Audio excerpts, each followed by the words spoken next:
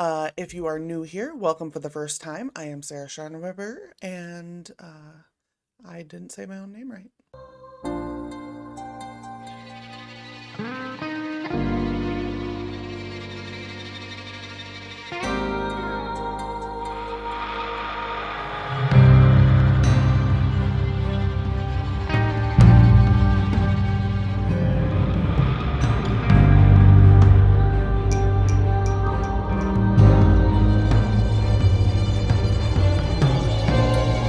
Hello and welcome back to my channel. I am Sarah Scharnweber and I am an author who lives in Northern Illinois, and I like to talk about writing sometimes, and sometimes I vlog, and sometimes I do other stuff. So if you're interested in that, don't forget to hit the subscribe button, and if you enjoy this video, don't forget to hit like.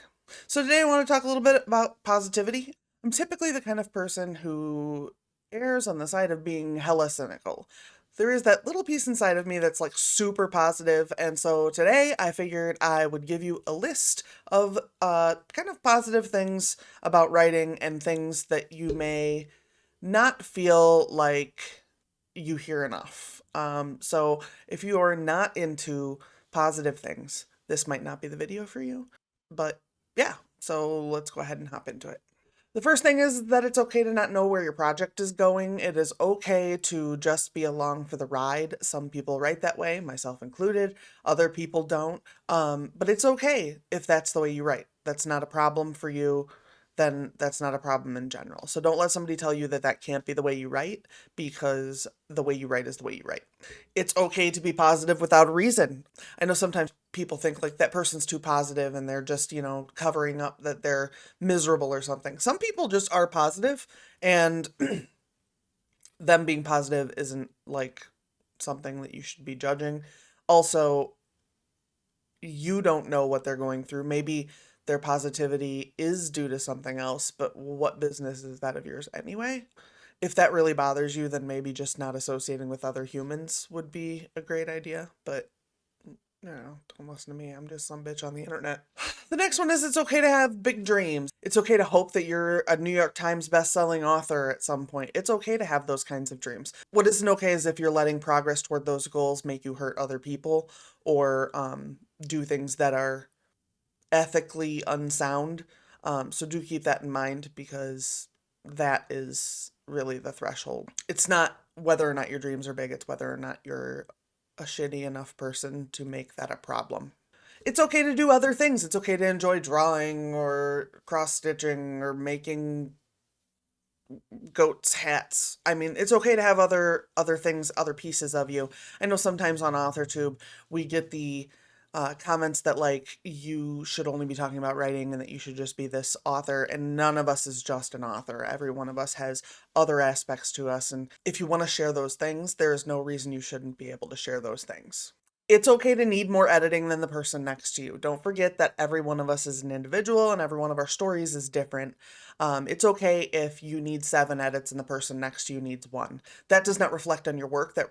What reflects on your work is what comes out at the end. So if it takes you 7 edits for your work to be ready to come out, then it took you 7 edits. And there's no reason that that should be discouraging when the person next to you only needs 1. There are 1,000 reasons they might. On the same note, it is okay to take longer to draft than the person next to you. Remember that not everybody can finish a book in a NaNoWriMo. Not everybody can even come close. And some people write 30,000 words in a week, and that's not a problem for them at all. That's pretty much just their standard operating procedure. So don't forget that. Don't let yourself lose sight of the fact that we are all doing our own thing, and it doesn't matter if your thing takes longer. Just stick with it and do what you can.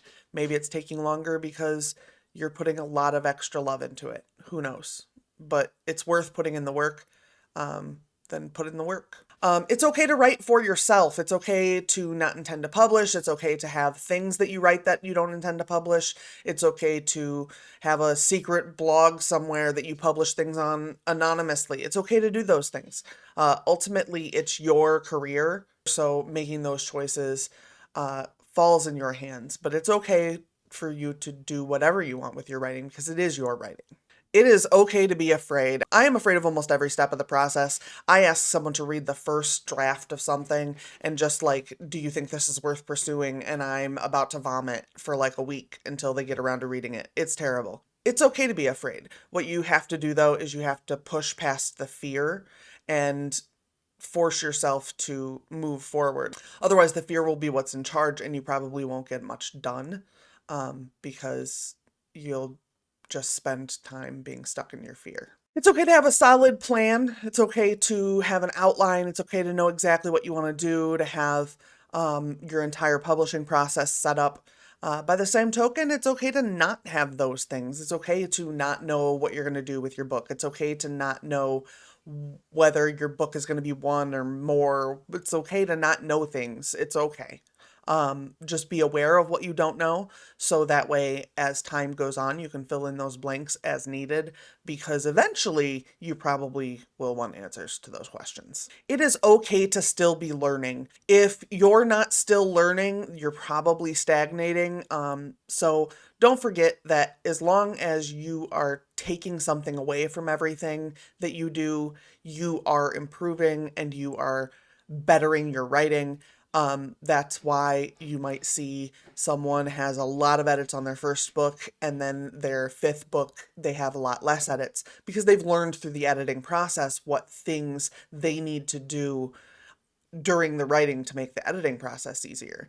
If you know those things, you can avoid some of the like annoying repeated issues, like using the same word over and over again, like the word like. Oops. You should still be learning, and if you feel like you've learned everything, maybe go refresh yourself. It's okay to like to write things that you can't or won't sell. It's okay to write something for yourself. It's okay to write for a fan fiction site where you don't get paid. It's okay to do those things. Your writing is your writing, so you get to do what you want with it. It is okay to be a huge fan of another author, whether or not you know them. It's okay to think that someone is a great writer, whether or not other people agree with you. It's okay to not read or write certain genres. It's okay if you're not comfortable with horror or you're not comfortable with erotica. What isn't okay is if you start to get pushy about that and you don't want people to be writing in it, or you want to tell people they shouldn't talk about it when that's what they write or read. But it is okay. I don't read erotica. I don't read romance. It's not my thing. But you can't tell other people that they can't be doing it because that's also not your business. It is okay to experiment with styles and genres. It's okay to say, I wonder what would happen if XY. It's okay to say, I'm going to write a story where it's told by a different person in each chapter and never repeats who it's told by, but it comes to a conclusion. It's okay to decide to try to do that. If it works, great. If it doesn't work, also great. Give yourself a chance to try things. It's not going to hurt you any, and you're probably going to learn something from it. The next one might be a little controversial, but it's okay to romanticize writing. It's okay to do it a little bit.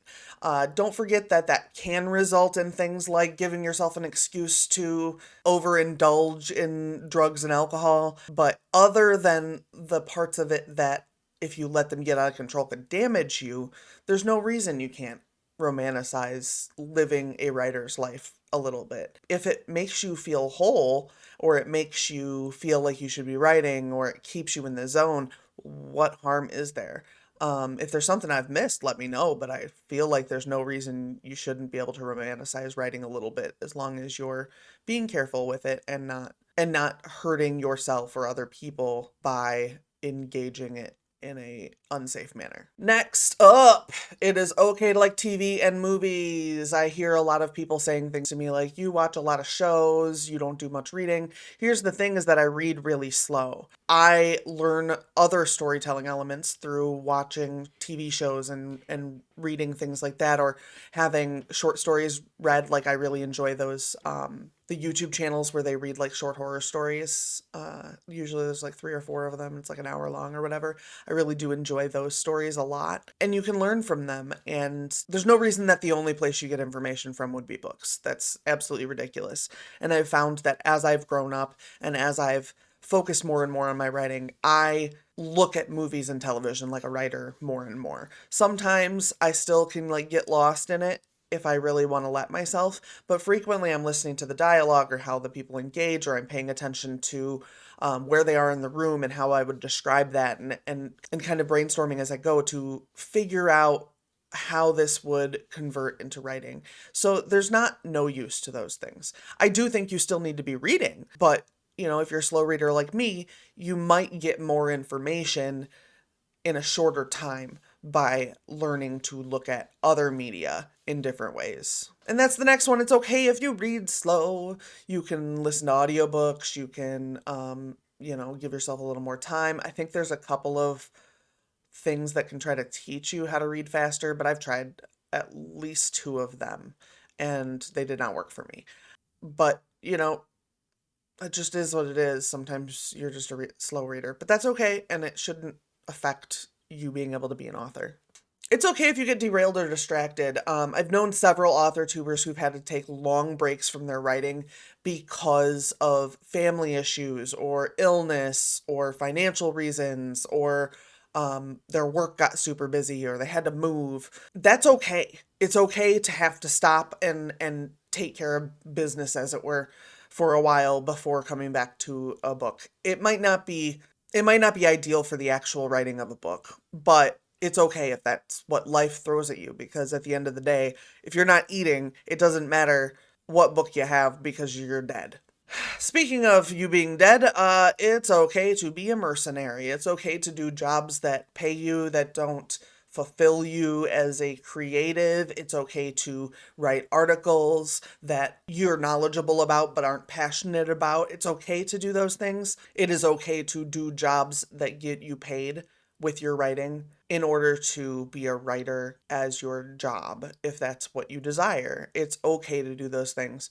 Just keep in mind that you probably won't feel creatively fulfilled, so you will probably still want to be writing your creative work as well. It's okay if you write something you don't like. There's nothing wrong with that. There are a number of reasons that might happen, including the fact that you might just not be in the right mind frame to be reading what you wrote at this point. So feel free to go stick it on a shelf and come back and check it out again later. And maybe even if it doesn't work, then maybe it will burn something in your brain, or maybe you'll learn a lesson from it that you don't even realize you learned. Next up, it's okay to skip that event. There are 1,000 reasons you might not want to go to an event, and it's okay if you say, I don't want to go to that event, and you want to stay home and work. Because at the end of the day, you've got to give up something to fit writing into your life sometimes, and if that's going out to a party with some friends, or a concert or something like that, that's probably easier just in general for somebody's life to skip a concert or skip a play or something like that than to start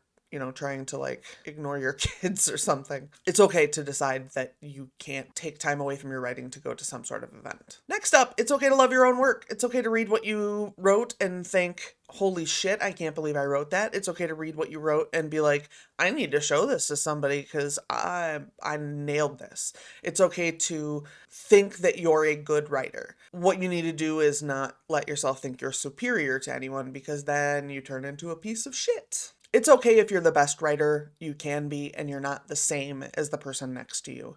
They might put out 80 books in their life, you might put out 10. They might write 50,000 words a week, you might write 5,000 words a week. You might write 100,000 words a week, but then you need extensive edits so your books go out slower. There's no reason that you should compare yourself to other writers. What one person does not work for the next person, and you wouldn't be proud if you wrote what the other person writes, because you wouldn't write that. You would write something different. We would all write something different. Creativity is like that. Even if we all have the same story to write, we still write different stories. So keep that in mind. The last thing is that it's okay to take a break from some of your writing to get clarity and be able to come back to it with a clean slate and be able to identify what works and what doesn't. Don't think that you're abandoning your story because you didn't hop right into editing. It's recommended by lots of people that you let them sit and simmer and let your brain kind of let go of it a little bit so that it can function differently when you go back to review it. Don't feel like you're lazy by putting off doing edits until the manuscript is rested. So I think that does it for today. I just wanted to remind you that you should never let other writers tell you what you should or shouldn't be doing. Keep in mind that gatekeeping exists everywhere, and gatekeepers really want to make sure that they are in charge of how things are done, but you don't owe them anything. So don't let a gatekeeper make you feel less than. And if they do, then disconnect from them, because at the end of the day, I'm sure they don't matter because they're gatekeepers. So they're probably an asshole. Try to find some people who aren't that way. Find somebody you like, find somebody you identify with, and grab on and, I don't know, enjoy the ride. Because this authortube thing, man, it's wild. So we'll see you guys in the next one. Bye.